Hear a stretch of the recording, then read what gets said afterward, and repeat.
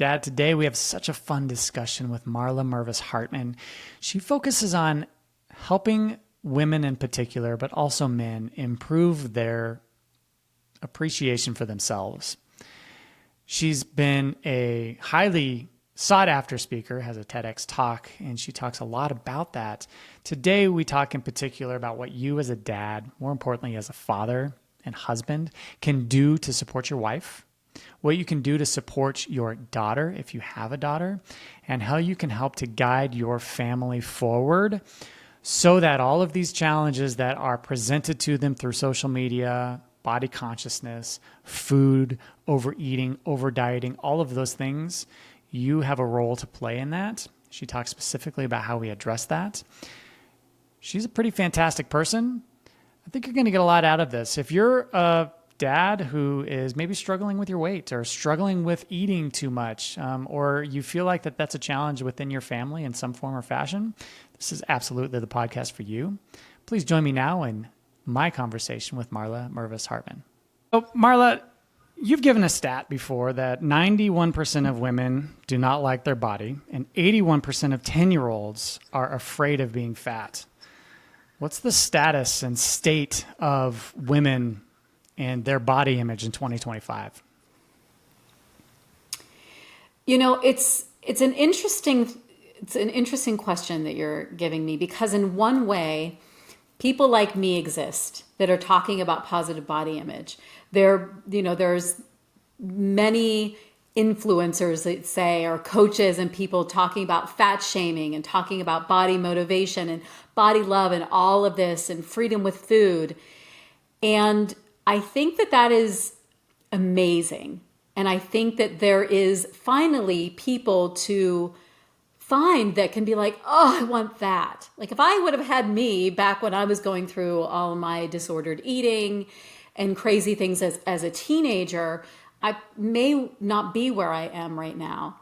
However, I still do believe that there's so much diet culture. There's so much information about us shrinking our bodies, children being on social media all the time, getting this idea that these photoshopped images are actually real, even when we know they're not. That's the thing, Ryan. Like in here, mentally, in the brain, like we get it. Like we're not being fooled, but something taps in emotionally that makes us feel like they got it going on and I don't. And that's really what diet culture is all about. They're selling this to us. So I don't know what the statistics are, but I think this has a hold on so many people, men and women. You mentioned your story a little bit. Who are you, Marla? Who's Marla? Well, I'll tell you what got me into the place that I am right now, and the importance that I feel is to share around body positivity and freedom with food, is that I was, for many years, Ryan, a slave to food, a slave to over-exercising, a slave to making my body perfect, a slave to overeating. Everything was me wrapping my life around fixing myself. And if I had a feeling, how I coped with it was through food. Was through either dieting or was through overeating or managing my food. And it came to a point where, I had so many dark nights of the soul, Ryan. Like the dark nights of the soul of like overeating so much and being like, this is my life. This is what it's going to be like. Will never have control over food. To having so much control over my food that I finally hit that magic number and I was so miserable. So miserable. It was like the worst time in my life. And to realize that my happiness had nothing to do with the food or the weight. But that took a while to get to. And then from that place coming through and being like, I need to heal this on a deeper level. I need to heal this from my heart, through compassion, through love, through understanding myself. And from that place, I learned so many different tools to heal myself that here I stand now being like, I am going to help other women, other men. I have men in my practice as well that I help to find freedom and to actually get to live their lives. Because as a mother, I can remember years ago being like, I don't know what kind of mom I'm going to be. I mean, I knew I would always be a really good mother. However, like when it came to, wow, when I was in that dark place with food, everything around me, I was agitated, I was angry. And then I was afraid that if I had a child, I was just going to binge on their food. And so being in this place right now where I have that freedom to take my son to go get ice cream. I have that freedom to, live outside of the box of this this body of mine and be in the pleasure of life. That was a long-winded answer for you. It was great. It was absolutely great, Marla. Is food kind of the base level that women and girls in particular kind of fixate on? I mean, you always hear body dysmorphia, you hear image, they think that they're fat, but it sounds like, at least for you in particular, the base driver of your challenge was food related and then everything trickled from there. Is that kind of the common theme, or is it different for other people? It's kind of chicken or the egg. Okay. I see. I think for me, it was I was so concerned about my body that I used food, and then food becomes its own addiction. We can use food, and it's something for dads to look at. It's like if your daughter is really controlling her food, there's a sign here. So we often will control our food as a way to feel like we have something that we can control, especially as teenagers, as young adults. So many things are out of our control. So many things. And even as a parent, you can't force feed your child. You can't, unless they're really sick, and then you can, but you can't, they're in control of their food.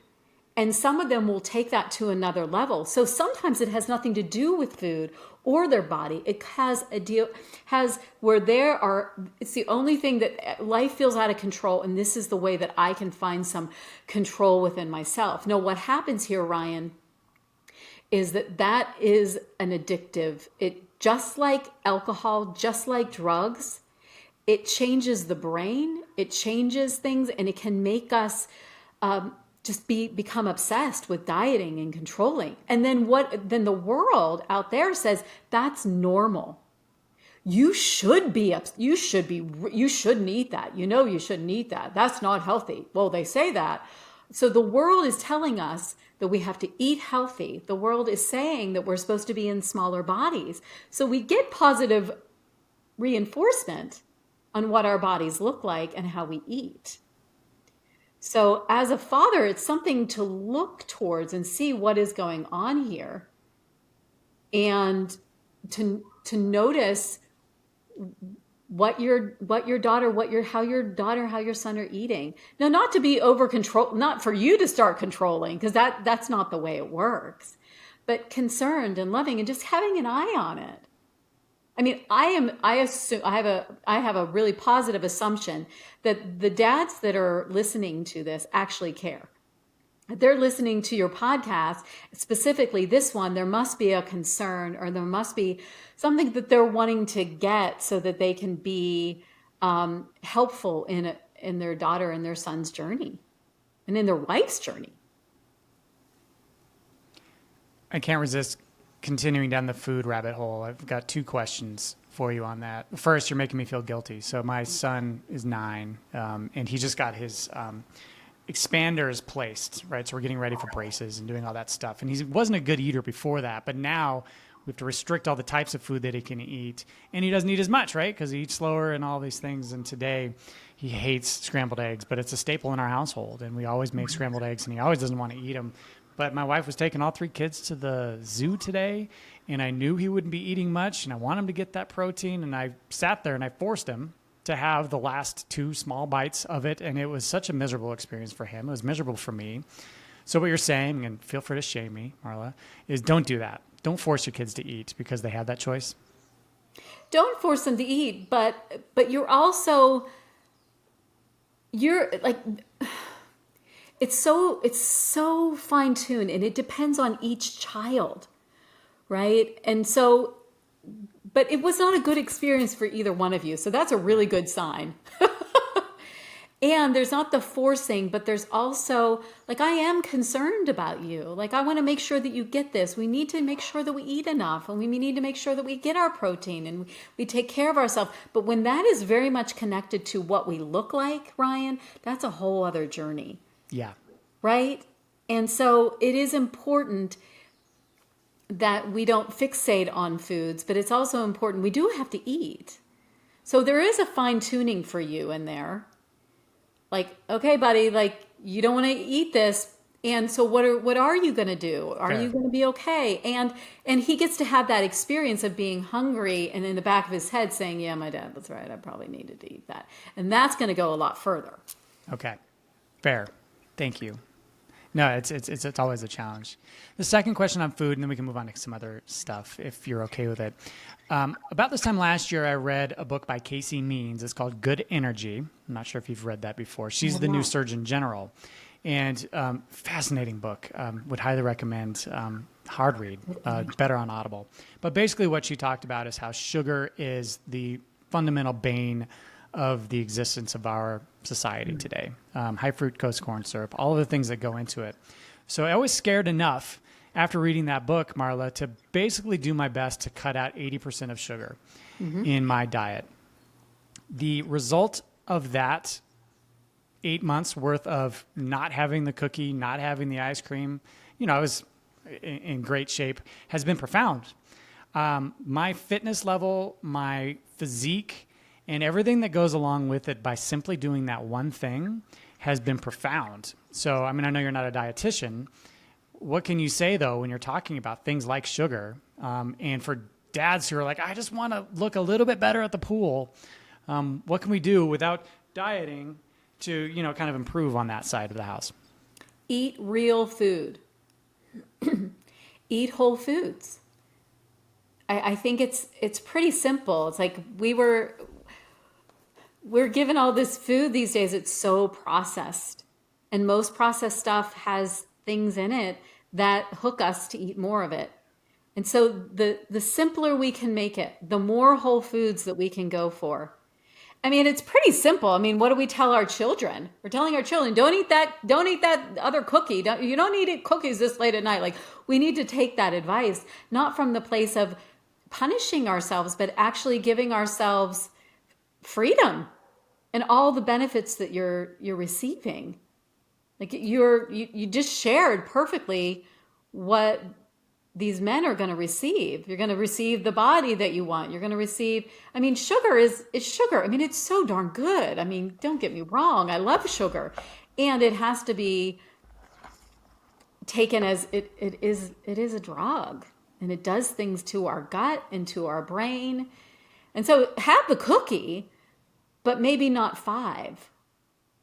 Like, I notice as I've gotten off sugar over the years, it has been the things that I ate on a regular basis. It wasn't like I couldn't eat them. They just became more treats. And that was helpful for me. It's like, no, you can have it. You're just going to have it every single day as your staple, as you were saying. Like, what are your staples? What are you going to that are staples?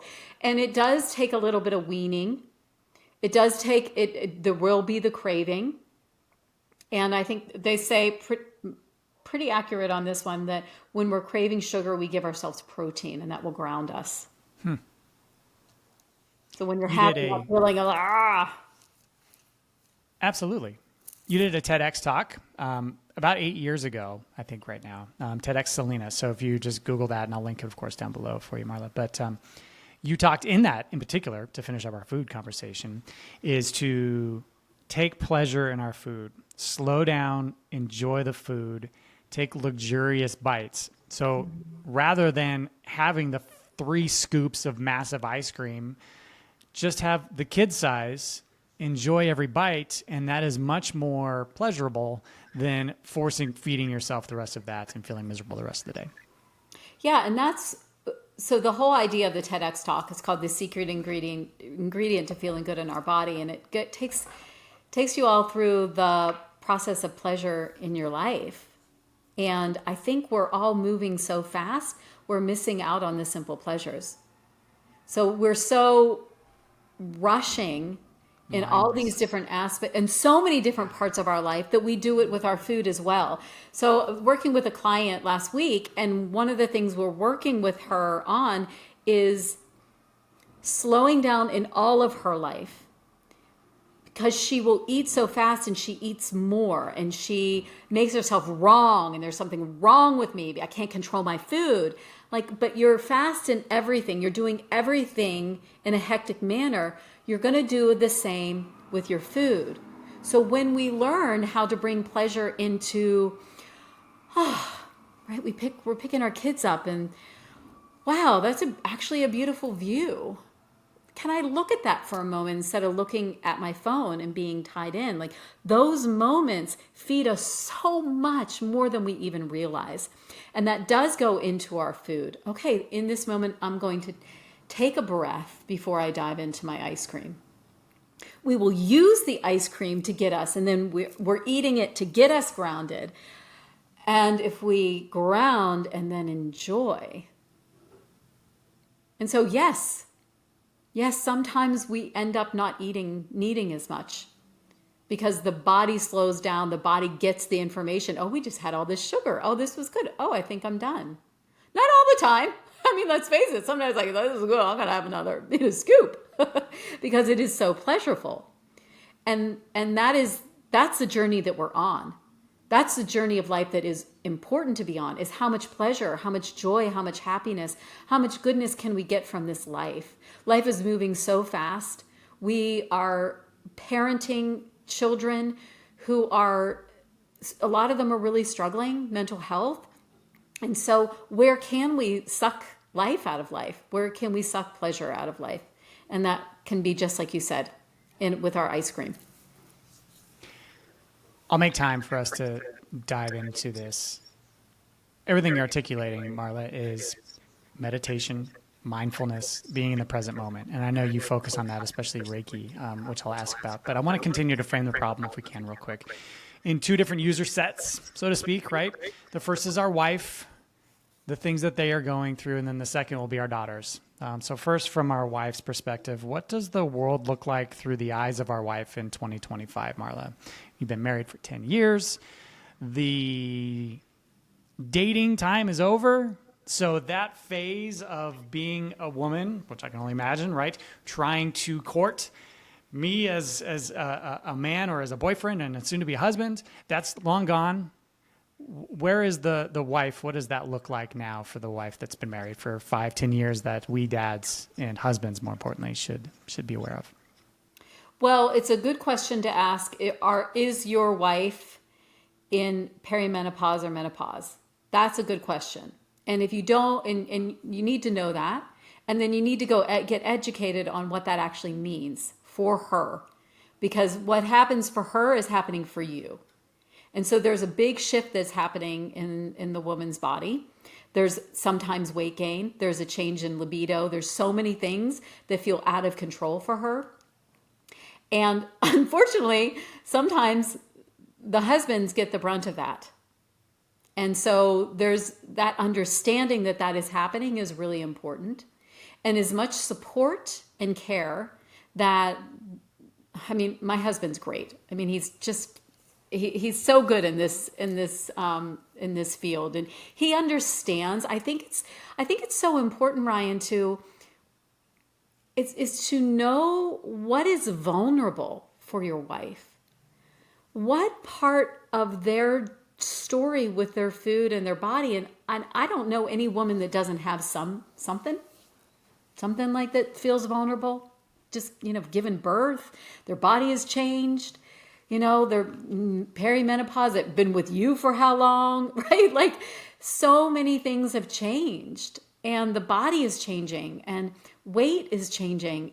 And so my husband knows those things that I am sensitive around, and he will sometimes tiptoe, and I feel it, and I feel the love in that. I feel the love and care that he has for me, and that's really important. And so if as the husband to not like don't comment on her body in any way that is not positive. Like if you have a comment, you want like keep it to yourself. It's not helpful at all.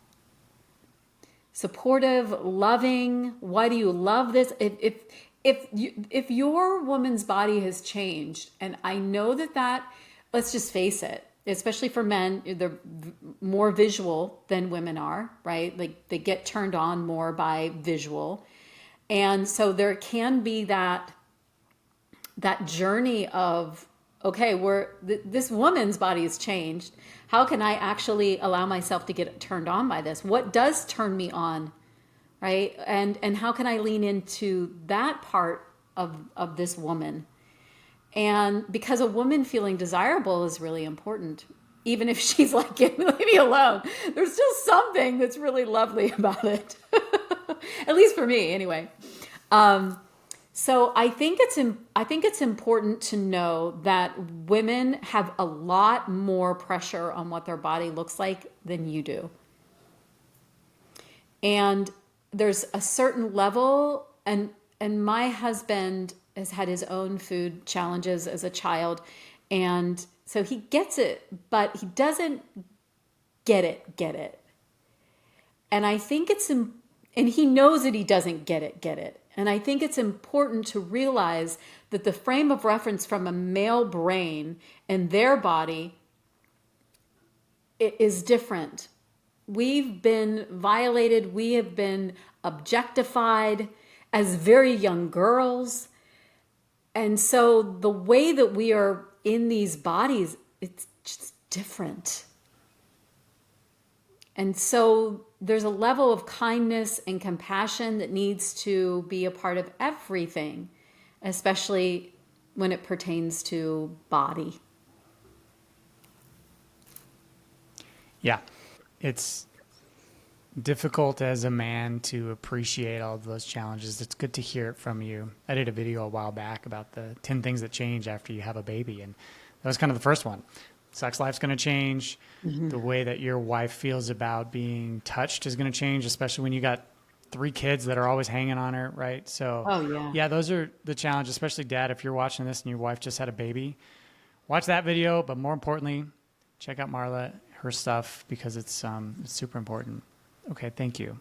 So let's quickly talk about our daughters, and then we'll talk about how we can, address a lot of these things and a lot of what you do. So as I mentioned to you briefly, we have a 4-year-old daughter. She's just getting ready to start her second year of preschool, but you have daughters in every phase, right? So can you just kind of give me an appreciation, Marla? So for my 4-year-old, it's a little bit less pronounced, but I think it's just even more important that I engage with her on some of the tips that you might have.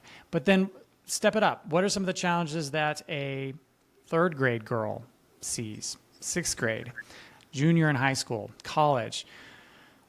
What are some of the profound challenges that girls today are facing in this society in particular that we should be aware of and potentially work to intervene on if possible? Social media. Social media is a really big one. And I know that parents can get busy, and we can allow a lot more social media and not track it. And like, what are your children? And I want to invite our boys into this conversation as well, because it's important. Because I think a lot of boys are feeling the body image conversation too. And so I think it's important to look at what are our children, what is on their feed. Have you ever looked at a friend's feed and you're like, wow, I never get that. Oh, that's interesting. It's like, that's their feed because that's what they're interested in. If we go to our children's feed and we see their feed and it's all fitness and it's all dieting and it's all, and it's all, I don't know, girls, do you know what I mean? Like, Yeah. It's not healthy. That's important to look at and intervene in whatever way is important. And not intervene from a place of, you're like It's not from authority. It's from care. It's from conversation. And we want to be proactive, Ryan. What I see is that parents are watching, but they're not being proactive. When there's an issue, then I will come in. I think she's okay. No, let's have a conversation. Do you understand what is, the conversation? Do you understand what diet culture is? Do you understand that the world is trying to tell you to shrink and they're trying to make it confusing on what to eat? Do you understand you're going to get messages that are saying that your body isn't okay and that you shouldn't eat this and this and this? And it's just a little tricky out here. And so the conversation is, we need to ask our bodies. And sometimes we got to test it out. We got to eat that and be like, oh, my body doesn't like that. Oh, my body does like this. Oh, being mean to myself, saying mean things to myself doesn't actually feel good. And so these proactive conversations, and you need to get proactive. You need to get proactive on what, and that's what we're talking about, right? This is us being proactive. It's like, what are the harms? What is diet culture? How does that affect? And bring that into conversation so that when someone says, oh, that person lost all that weight, what are you going to say? Oh, yeah, she looks really great. Or are you going to say, yeah, I guess she did lose weight, but I really like her regardless of what weight she's in. Those are the things that go into our child's mind and sink in and seed. They seed. Or yeah, she did lose weight. I think she was struggling with that. I'm glad that she did, but the most important thing is that she feels good about herself. And so how we are with our own bodies and what we say about our food is so important. And this is the thing for dads. What I've noticed in my practice, and myself included, is that we look to the mothers. We think that the way that the mother is with their body and the way that the mother is with their food makes the biggest impact. And in some ways, as a daughter to a mother, there is that connection. It's like it's the woman's body. However, what I have witnessed, and before we got on this call, and when I was thinking about being here, I was thinking about this, noticing throughout the years that it wasn't just the mother. It was just as much the way the father talked about his body, the way the father talked about exercise and diet and eating healthy. It mattered just as much. And when I look back on my relationship and my healing, it's kind of funny because my mom she's one of the healthiest. She has one of the healthiest mindset around food and body image. And she's amazing. And I did not grow up in a household where there was any pressure about what I looked like from my dad or my mom. There was, we weren't allowed to have sugar cereal in the morning, but it was pretty healthy. And it wasn't until like years later that I looked at my dad. I'm like, oh, he had some things going on here. Wow. Right? He was the one dieting after Christmas every year. And he was, he was the one that ate grapefruit, one grape, did some weird things with his food. And it wasn't, and it was like after I wrote my book, I was like, oh, I could have added a whole, I didn't even take that into consideration. That imprint on me and the father's imprint. I've done quite a bit of research having a daughter on my own. I mean, it's totally different. She rules the house. She's the most perfect thing. I absolutely love her. So I've done a lot of research into how fathers can help with that. And you're absolutely right. The influence that a father has, especially on a younger daughter, is profound. I follow a guy, his name is Nick Freitas, and he was a former special operations military guy. He has a couple daughters, and he told a story in one of his, social media posts about how one of his buddies in the service was the biggest womanizer he'd ever met.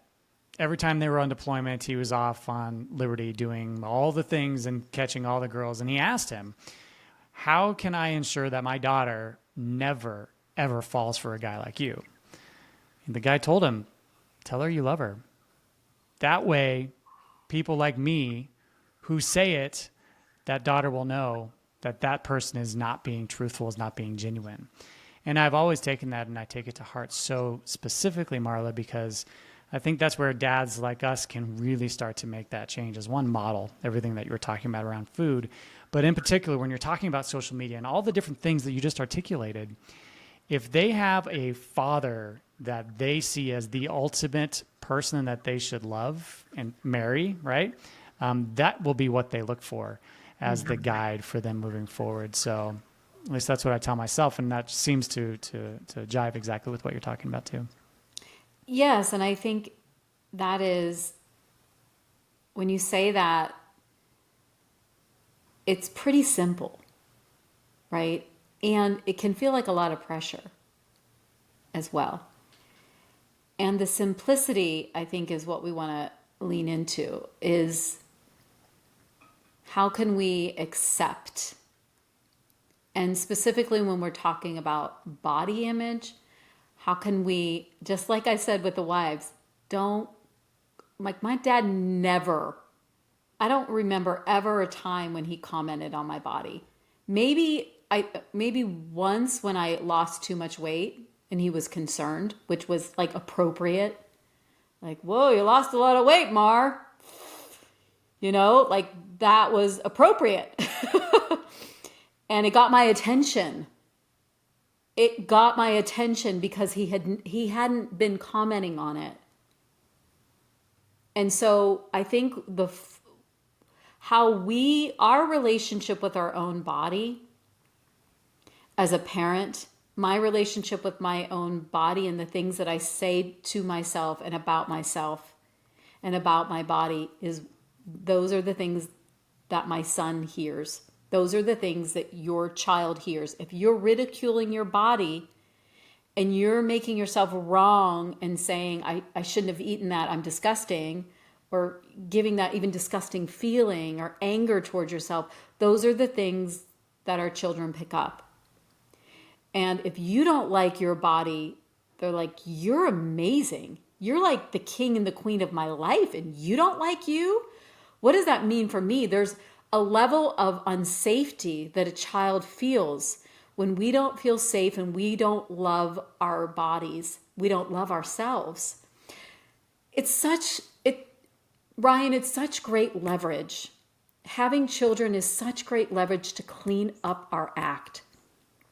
These places where we have shame in our life, and maybe it isn't food, maybe it isn't body, but maybe it's other places where we have shame and guilt and anger towards ourselves. These are the things that we say, I want to clean this up because I want to be the best parent. I want to show my child what it feels like to love themselves. Because another trend that I've seen with my clients, they say, I wasn't taught how to love myself. What I was modeled was do everything for everyone else. And if I took an action for myself, I was told I was selfish. So they're coming to me, figuring out how to love themselves and how to even take actions that don't look like coming from pain, coming from, I'm doing this action, but it's more of a punishment than it is for me. Let's get tactical if we can a little bit. We've kind of identified, these are the challenges. These are the problems that the women in our lives face. You talk about a couple of different components about what to do in light of these challenges. One of them is meditation, Reiki, which I want to hear about. The other is pleasure. And you talked about this as I was diving into your content. But in particular, that was kind of your solution, is to take pleasure in all facets of life. Can you dive into that a bit? Yeah, and I spoke about it before. I think that the world is, and if you're American listening to this, we have this idea of this no pain, no gain mentality. If I work out hard, then I get this. If I work enough, then I can take a rest. That's what we're taught. That's what is ingrained in us. And that leaves us to disconnect from our bodies, from listening to our bodies, and from our own access of pleasure. We're being told that pleasure is frivolous or something that's on top of, rather than pleasure can actually be a way that we tune into our truth. So when I say pleasure, Ryan, I'm not talking about instant gratification, and I'm not talking about appeasing a craving. I'm talking about that pleasure you get when you know you're in alignment, when you know you're taking the next step and you're on that.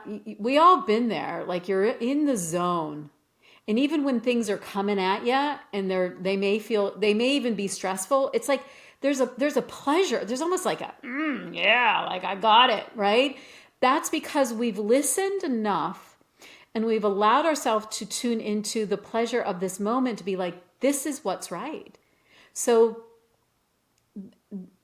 what that looks like and what we need to turn around is sometimes I need to rest in order to be able to show up fully in my work.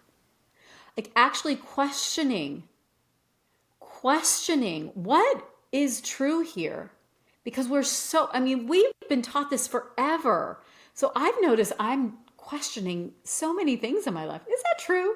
Do I really need to do it that way? And so I talked about earlier about slowing down with the food, slowing down with our exercise. Like, how are you moving? Are you moving to check it off the list? I've noticed this recently, Ryan. I realize I do so many really great things for myself. Like I show up and I do my self-care and but sometimes I get into that mode of like, okay, I did it. I did my meditation, right? Like I'm doing my breath work. And it's like, no, how about I'm really enjoying it and being in this moment and not while I'm in the moment thinking about what I'm going to do later. That is meditation, being in this moment. And we get so much more out of our lives because it isn't about doing more, Ryan. It's actually about getting more out of what we're already doing. And from getting more out of what we're already doing, we begin to notice what isn't working and what can work. And that's where we may pick up, oh, I need to do this, or I need to have less sugar. But that comes from slowing down. It doesn't come from speeding up. It's a perfect segue too. When you talk about meditation, I first really learned about it and started studying it as I was a firefighter and a paramedic here in Colorado. And when you're running these very high stress emergent incidents, it's very easy to allow your tornado in your mind, this amygdala hijack, to really take hold and not be able to focus on what you need to do in the present moment. So I saw that, I experienced that and said, all right, I need to find something. And everything led back to meditation. And Dad, you're watching this, you're thinking, come on, meditation, let's not talk about this. It's something to give a shot, give a try. Basically, sit for 2 minutes, focus on your breath, and when your mind inevitably wanders off over here, bring it back to your breath. And that's just the exercise. That's the physical exercise of doing that in your brain, which is meditation, which brings you in the present moment. That's my appreciation for it, but you have dived or are diving deeper in that. Can you talk a little bit more about meditation, yoga, Reiki? I'm actually not familiar with that. How do we now take what we need to do and put it into practice? So I believe wholeheartedly that in this world where we're all plugged in all the time, there's a level of agitation that has been so normalized that we don't even realize that we're in that agitation. And it's being glued to the phone and to our devices that takes it to a whole other level. And the only time we actually realize it is when we go on vacation. But even then we can still be on our phone. So there can still be that agitation. And so if we look at meditation in the simplest way, it is being with ourselves. Some people can find that they are doing that when they're driving. They could do it even more. They turn off the music, they turn off everything, and they're just with themselves. And they use that time to quiet. Now, there are so many different meditations, Ryan. There's so many, and people are like, I don't want to do that, right? But there's so many access points into it. And myself, I'm such a self-help junkie, I guess you would say, that I will use different types of meditation depending on what is going on for me. Sometimes my mind won't go quiet, and so I need to meet my mind with maybe a guided meditation. So I'll listen to a guided meditation. I've done so many guided meditations, like I created so many of them, that sometimes I'll even listen to myself, because it's like me listening to me. And then sometimes the meditation is moving my body, shaking it out, just moving, going for a walk. That can be meditation. If we're with ourselves, and if we are not on the phone, not listening to a podcast, I don't know about all of you, unless it's Ryan's, of course. Unless it's Ryan's podcast, and it's okay. But I can get where I'm taking in too much information. It's like, I am so sick of hearing other people in my mind. I need to hear myself. And we don't even realize that we don't even know our own thoughts. So sometimes meditation for me can look like sitting there and not even necessarily, because this is the thing with meditation, we think that we're supposed to quiet our mind. And I don't know how many times I heard people say, well, I can't meditate. I'm not good at it. It's like, no, that's the point. You sit and you hear you hear your mind, you hear yourself. That is part of meditation. It's like, oh, I keep thinking that thought. Oh, I keep thinking that thought. Oh, that's okay. That is meditation. And sometimes we get 30 seconds where wow, nothing. That's the gift. And sometimes it's a minute, sometimes it's 5 minutes, sometimes it's not anything. The problem is when we do meditation and we are expecting that. When I sit down, sometimes I'll just sit and I'll be like, okay, well, what do I need to think right now? What do I need to think through? So it's more of a contemplation. What do I need to really go into and give myself 5 minutes to think without doing and trying to fix, but letting my mind, because the mind will then, and then when it loops on something, we've all been there, that loopy thing, I keep thinking about that same thing. That's when I know that there's something to be with, something to love on, something to work with, something that needs support. And so that's a good sign for me. So I've done so many different meditation, guided meditation. I've done so different Buddhist Vipassana. I've done 10-day silent retreats and breath work. And I found Reiki early on in my journey. When I first started to get support with my body food issues, I found this beautiful healing modality. And what it is, Ryan, is it is a spiritual practice, and it's an energy healing. And so what it does is it accesses a higher vibration of love, and it relaxes our body. It relaxes our body, it relaxes our mind, it relaxes our spirit. It brings everything down so that our body can heal itself. So as a Reiki practitioner, someone who does healing work, I call in this beautiful vibration and I send it long distance, or I give it to myself. I teach it to other people to give to themselves, put them on a massage table. We've all done massage, likely, so we know that feeling. So it's a clearing. And some of it goes so deep, Ryan. Some of it goes into childhood trauma. Sometimes it goes into, lineage and things that just want to be released from the body that we've been holding on for so long. What it does on a deeper level is it brings us back to ourselves. It brings us back to our authenticity, because so many of us are we can become addicted to our own stress. That's the way we get things going, right? And we think that we are our issues. We think that we are our challenge. We identify with our stress, not realizing that underneath the stress is the being that we are. That's the pleasure that I'm talking about. That's where we access that pleasure. And so Reiki, meditation, prayer, connection with spirit, connection with God, whatever that practice is for you. And I'm a huge believer in prayer and connecting with me. I say God, and I don't know where I would be without that. I don't know what kind of parent I would be without having, because I'm just me.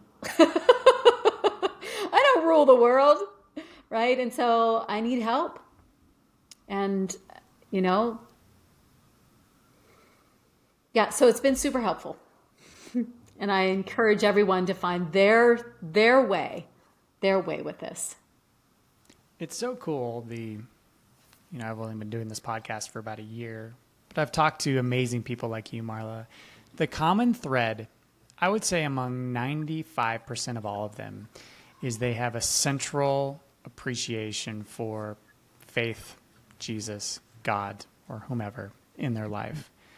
So it's so cool to hear you say that. And again, just validate this thesis that I have of, one, I feel like the future is bright because there's people like you, Jeff Hamilton, who I just recently interviewed, was so profound. Mm-hmm. That was great.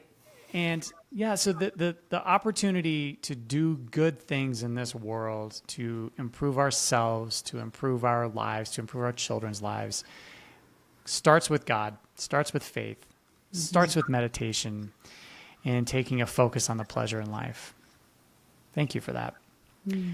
Where, Marla Mervis-Hartmann, can people find you? I've got two more questions for you, but I want to hear more from where we can find you. Loveyourbodyloveyourself.com is a good place to get all my goodies and connect with me. On Instagram, Love Your Body, Love Yourself Always. If you're a father who is challenged yourself, because we're talking about everyone else. However, I work with a lot of men too that are challenged with emotional eating and binge eating and all the things. And, reach out to me as well. I have a free course that you'll see on the website called Breaking the Cycle of Emotional Eating. And that's a good place to start, but you can always reach out to me. As you can tell, I'm pretty approachable. And I thrive knowing that I'm helping others to thrive. Because what's the point of living if we're in that? And it seems like if you're listening to this podcast, you're wanting what's best for your family, and you're a big part of that. And that's such a good point. And, I haven't focused on it much in our conversation. We're trying to help our wives. And there are men out there, a lot of men that struggle with eating, struggle with their weight, struggle with the same issues that we've talked about. So I think that should really be underscored. If you're feeling those challenges, there's ways to address that. So thank you. All right, two more questions for you. I think these are the most important ones. The first is, what in your guidance would be the single best piece of advice for a husband who wants to support his wife for the rest of this year? Two words come up. Be kind. Just be kind. Be kind to them. Be kind to yourself. If we're now adding the what can you do for yourself in that, as well as, like, I think that how we speak to ourselves is so important. And so the words that we choose, really dialing that in, really noticing the impact of our words and taking responsibility for them. Because we're not going to do it right all the time. And I find there's nothing as sexy as when my husband does something and then apologizes. It's so beautiful. it opens my heart more than like whatever he did to hurt my feelings, right? Like that level of taking responsibility. Yeah, it's very touching. Final question. It's more of a hypothetical. You said you have kiddos, right? 1 or 2 kids? I have one. He's 12. So hypothetically, Marla, your 12-year-old is out of the house. You've taught him all these great lessons. He's doing great, but he's forgotten every single lesson you've taught him, Marla. Everything except for one piece of diamond advice. What would you want your kiddo to take with him the rest of his life? That he's loved. That I love him, that God loves him. Just really knowing that no matter what, he's so loved. He's so loved. There's just, no matter what, you're loved. Yeah. Marla, it's been an honor to have you today. Thank you so much for joining me. Thank you so much, Ryan. What a great conversation. Really appreciate it. Absolutely.